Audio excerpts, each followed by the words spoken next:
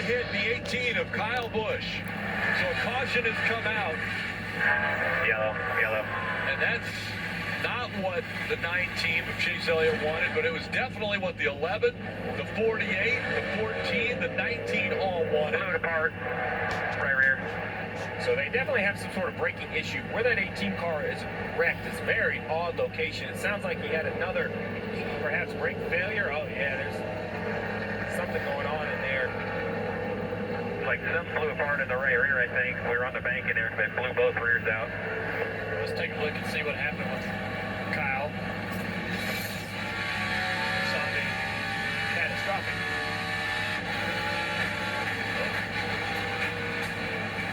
So the tire's coming apart.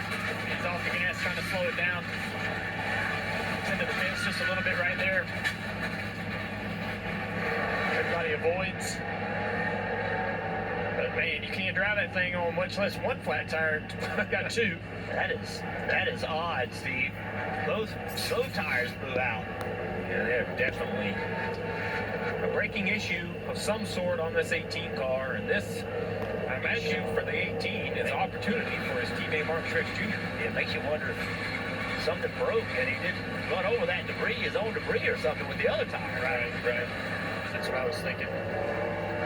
Well, it looks like the track bar, well, I can't tell if it's the track bar or the flat tires. Everything's busted on. How about that? It's not good. I was going to say, guys, it doesn't look good. You know, there's certain times, a tire, but yeah, there's certain times where you start trying to analyze what's wrong. I can just tell you there's a lot wrong with that 18 car out there. What does this do to the picture of the race?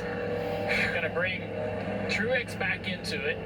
Nobody comes to pit road, right? Well, don't say nobody.